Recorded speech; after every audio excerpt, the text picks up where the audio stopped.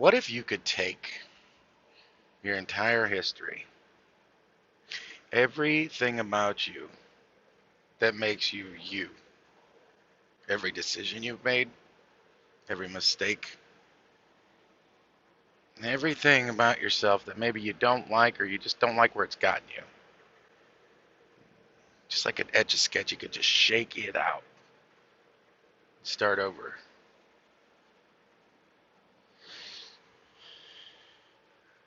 There's all these different programming tools that you can use to do these kinds of things, to basically get a new setup for who you are, right?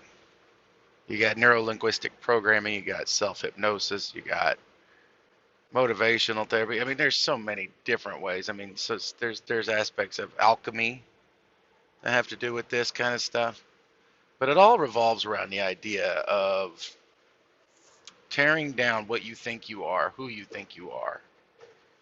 You know, your emotional self, the emotions that drive you to feel certain ways or do certain things. Your will that, you know, or not your will, but your desire to perform certain habits that maybe aren't beneficial for your life, like cigarette smoking or bad money management or, you know, excessive, whatever it may be, maybe anger issues. And these are all things, these are all parts of us, you know, thoughts that we have, things we may do to other people that we're not real big fans of, because we know we live in a universe of cause and effect, right? And we know whatever it is that we do, think, feel is going to be what is going to result in our lives in the future, right now, and in the past, right? I mean, it's all a result of that cause and effect.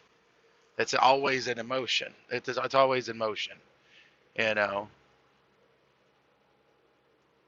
But what if you're able to figure out that you're not, and I heard something really interesting today, you're not your emotions, you're not your thoughts, you are spirit, you are soul, you are heart. Okay? You're something way deeper than your thoughts and your emotions. You're a higher self, and your higher self does not succumb to all of that. You do. You know, like the person that you become is all a result of your programming, of, you know, stimulus, flight or flight mechanisms, stimulus response mechanisms that say A equals B equals C, but that's all made up. That isn't who you are at a deeper level. And who you are on a deeper level has every ability to shake that out, just like an etch a sketch, and say, okay, I'm going to approach this completely different. You know, just because I feel a certain way about something doesn't make it real. Just because I think something doesn't make that thought real. You know, that is not who I am. I get to choose how I want to feel about something, because it's like, you know, Tony Robbins always says nothing has any meaning except the meaning we give it, right? I mean, it's all about what we believe it to be. That's where it all starts, what associations we make in our own mind. So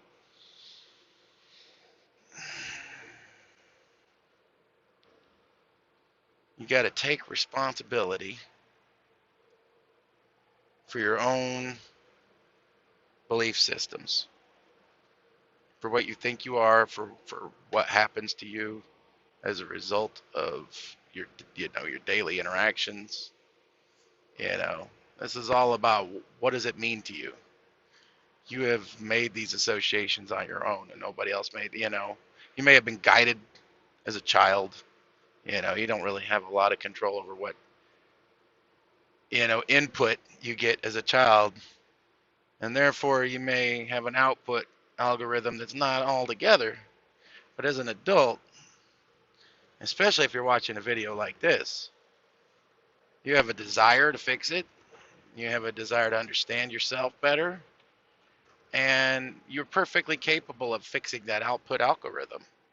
It just starts with, you know, analyzing the code that created the output algorithm that you're using, you know, analyzing that code and deleting some of it and saying that doesn't work.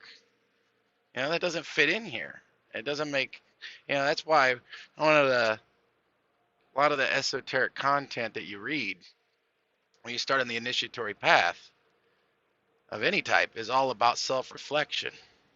It's all about spending a time every day, whether it be writing in a notebook or just, whatever, looking at yourself from a third person point of view and saying, what could I have done differently that could have made me maybe been a better choice, right? Um, because as you start to do that, make a habit out of that, just like anything else, habits are habits. You got good habits, you got bad habits.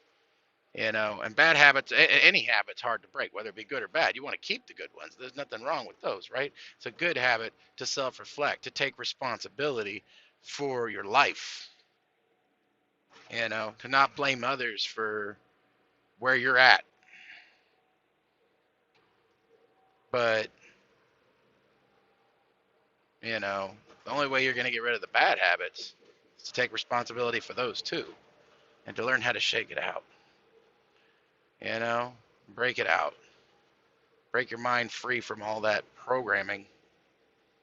And there's a lot of stuff on how to do that, Um, me personally, I'm a huge fan of Tony Robbins. A lot of people are.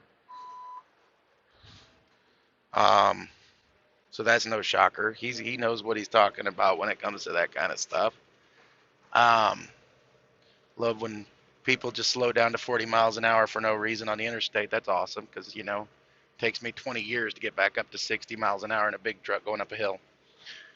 But by all means, they can just take off and no problem for them. Anyway, so yeah, just thought that was interesting. We are not our thoughts and we are not our emotions. We are something deeper. We are spirit. We are soul. We are heart. It's beautiful. And that means that we can access that higher self and look at those emotions and those thoughts as though they're not our own and see whether they serve us or not. And if they don't, laugh at them because they're useless. Don't embrace them, and don't feel bad about them because you're human. Have a good day.